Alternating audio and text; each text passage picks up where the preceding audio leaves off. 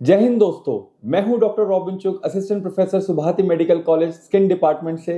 और आज हम बात करेंगे लेजर हेयर रिडक्शन के बारे में, जो कि कॉस्मेटोलॉजी और एस्थेटिक्स की दुनिया में होने वाली सबसे कॉमन लेजर प्रोसीजर है। इस समय प्रॉब्लम यह है कि गूगल पे इंफॉर्मेशन तो बहुत ज्यादा है, लेकिन मिस इन्फॉर्मेशन ज्यादा है। तो आज हम मिलेंगे सुभाति मेडिकल कॉलेज के स्किन डिपार्टमेंट के सारे डॉक्टर से एक एक करके, और उनसे जानेंगे लेजर हेयर रिडक्शन के बारे में। सबसे पहले हम मिलते हैं डॉक्टर अरविंद कृष्णा सर से, जो प्रोफेसर एंड एचओडी हैं हमारे skin department Subharti medical college के। तो सर आप बताइए कि लेजर हेयर रिडक्शन के बारे में थोड़ा इंट्रोड्यूस करिए हमारे पेशेंट्स को हमें, कि लेजर हेयर रिडक्शन के से हम क्या एक्सपेक्ट करते हैं या क्या पेशेंट प्रोफाइल होता है। आजकल के लोग जो सब यूथ डाइटरी हैबिट्स है, उनकी लाइफस्टाइल सीडेंटरी लाइफस्टाइल है, उसकी वजह से फीमेल्स में अनवांटेड हेयर की प्रॉब्लम बढ़ गई है। और उसके लिए हमारे पास सुभारती मेडिकल कॉलेज में डायोड लेज़र है, जो वर्ल्ड क्लास लेज़र है हेयर रिडक्शन के लिए, और इससे सबसे अच्छे और सेफ लेज़र है। और इसको हम 15 साल के ऊपर बोथ मेल और फीमेल दोनों में यूज़ कर सकते हैं। फीमेल्स में unwanted hair over the face, under arms, and in the male also it can be use in the over the chest and for the beard shaping. तो दोस्तों, जैसा कि हमें पता चला है, सबसे पहले हमारा सबसे मोस्ट इंपॉर्टेंट क्वेश्चन का आंसर, क्या हम लेजर करा सकते हैं, तो उसका आंसर सर ने बखूबी दिया है कि 15 साल की उम्र के ऊपर कोई भी व्यक्ति अपनी लेजर करवा सकता है जिसको अपने बालों से परेशानी हो, चेहरे के या शरीर के। तो दोस्तों, नेक्स्ट इन लाइन है हमारी डॉक्टर बरखा, जो हमें बताएंगी क्या ये लेजर में दर्द होगा या नहीं होगा। ये बहुत कॉमन क्वेश्चन रहता है पेशेंट्स का। तो डॉक्टर बरखा, आप बताएं हमें कि क्या इस लेजर से हम पेन एक्सपेक्ट करें या ना करें। सर लेज़र जो है ऑलमोस्ट पेनलेस प्रोसीजर होता है, और जो सुभारती में लेज़र मशीन्स है उसमें इनबिल्ट कूलिंग सिस्टम है, जिससे आपको बिल्कुल भी पेन फील नहीं होगा। सेशंस के दौरान आपको पिन प्रिक सेंसेशन जरूर फील हो सकती है, बट पेन फील नहीं होता। तो दोस्तों, जैसा कि हमें पता चला है डॉक्टर बरखा के थ्रू कि ये लेजर ऑलमोस्ट पेनलेस है due to inbuilt cooling system. तो आप बिना किसी चिंता के लेजर करवा सकते हैं कि आपको दर्द होगा या नहीं होगा। तो दोस्तों, नेक्स्ट हम मिलेंगे डॉक्टर अमित से। ये एक बहुत यूजफुल क्वेश्चन का आंसर करने वाले हैं। हमारे पास जब भी पेशेंट आता है वो ये बोलता है, इतनी महंगी लेजर क्यों करवाऊं जब मेरा काम वैक्सिंग या थ्रेडिंग से चल सकता है। तो डॉक्टर अमित, आप हमें बताएं कि जो पार्लर में प्रोसीजर हो जाते हैं 100, 200, 400, 500 रुपए में वैक्सिंग हो जाती है, थ्रेडिंग हो जाती है, तो पेशेंट अपनी लेजर क्यों करवाए? क्या ये लेजर एक कॉस्ट इफेक्टिव सोल्यूशन है या ये ज्यादा खर्चे वाली चीज है?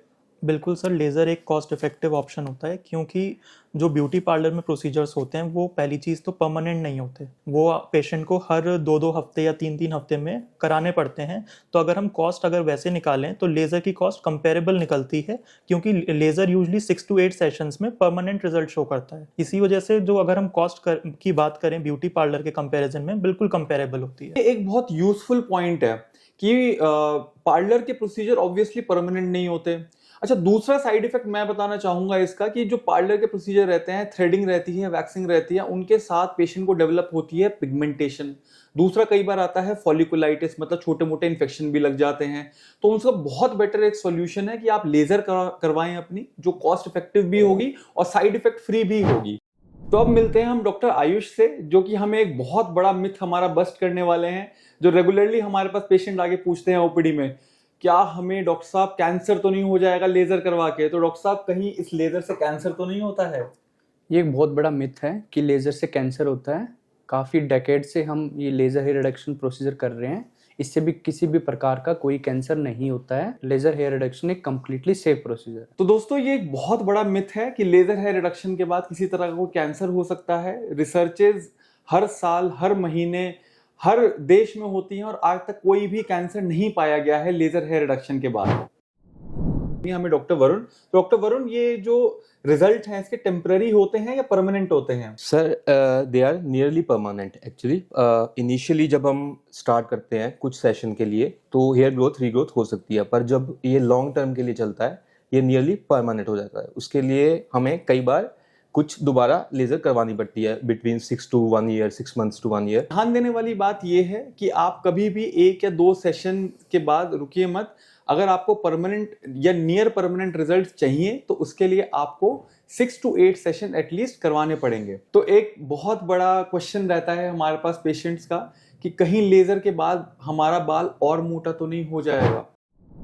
तो आज इस सवाल का जवाब देंगी doctor Tejaswini. This is just a myth actually, ऐसा नहीं होता है। जो लेजर हम नॉर्मली थिक बालों में करते हैं वो बहुत ही कम चांसेस है कि बाल रीग्रोथ वहाँ पे थिक आए, बट जहाँ पे हम बहुत ही थिन बाल और नॉन विजिबल बाल में अगर लेजर करते हैं वहाँ पे चांसेस है कि पैराडॉक्सिकल ग्रोथ आ सकती है। तो दोस्तों ये एक बहुत जरूरी बात है पेशेंट्स के लिए। कई बार हमारे पास पेशेंट्स आते हैं और डिमांड करते हैं कि बहुत ही, जहाँ पे वेललेस हेयर्स जिसे हम बोलते हैं, बहुत ही फाइन हेयर्स होते हैं, नॉन पिगमेंटेड हेयर्स होता है कि यहाँ भी करो यहाँ भी करो, वो आपका उल्टा पैराडॉक्सिकल हेयर ग्रोथ करवा सकते हैं। तो ऐसे एरियाज हमें टारगेट नहीं करने हैं जहाँ पे हेयर जो है बहुत फाइन है या बहुत नॉन पिगमेंटेड है। तो एक फाइनल क्वेश्चन जो बहुत इंपॉर्टेंट क्वेश्चन है कि हार्मोनल प्रोफाइल जिनकी बिगड़ी हुई होती है उनको लेजर करवानी चाहिए या नहीं करवानी चाहिए, इसका आंसर देंगी हमें डॉक्टर कृतिका। तो डॉक्टर कृतिका, हमारे पास ऐसे कई सारी फीमेल पेशेंट्स होती है, खासकर फीमेल पेशेंट्स में ही रहता है जिनके हार्मोनल प्रोफाइल बिगड़े हुए होते हैं, जो पीसीओएस या पीसीओडी से पीड़ित होती हैं, कि उनके हेयर ग्रोथ जो होती है थोड़ी ज़्यादा रहती है। तो ऐसे लोगों को हेयर रिडक्शन लेजर के थ्रू करवाना चाहिए या नहीं करवाना चाहिए? डेफिनेटली उनको कराना चाहिए, जो कि जो हेयर हार्मोनल इम्बैलेंस के पेशेंट होते हैं ना, उनमें हेयर ग्रोथ थिक होती है और इंक्रीज हो जाती है, तो लेज़र उन पे अच्छा वर्क करती है। बट इसके साथ साथ हमें मेडिकल ट्रीटमेंट कंबाइन करना चाहिए to treat the underline cause, and it just they need more sittings than normal person. तो दोस्तों दो बातें इनके आंसर से हमें ध्यान देनी चाहिए कि पहला, आप ऐसे एक्सपेक्ट मत करिए कि अगर आप लेज़र करवा रहे हैं तो आपका कंप्लीट सोल्यूशन है हेयर रिडक्शन का। आपको अपनी गायनेकोलॉजिस्ट के साथ डिस्कस करके अपना पीसीओएस या पीसीओडी या किसी भी तरह के हार्मोनल इम्बैलेंस का ट्रीटमेंट जरूर लेना है। और दूसरा, आपके नंबर ऑफ सेशन नॉर्मल व्यक्ति से थोड़े से ज़्यादा होंगे। क्यों? क्योंकि बीच बीच में आपके हार्मोन ऊपर नीचे होंगे तो उसके हिसाब से हेयर ग्रोथ डिफर कर सकती है। तो मुझे उम्मीद है दोस्तों कि इस वीडियो के थ्रू आपको लेज़र हेयर रिडक्शन के बारे में बहुत अच्छे से सारे फैक्ट्स पता चल गए होंगे, आपके बहुत सारे मिथ्स बस्ट हो गए होंगे, जो कि होना बहुत ज़रूरी है। वही जो मैंने आपको इनिशियली बोला था कि इंटरनेट पे इंफॉर्मेशन तो बहुत है लेकिन मिस इन्फॉर्मेशन भी साथ में काफ़ी ज़्यादा है। तो आप आइए सुभारती अस्पताल में, हमारे पास यहाँ world class diode laser machine उपलब्ध है एल्मा कंपनी की, जिसके रिजल्ट्स पार एक्सीलेंट हैं।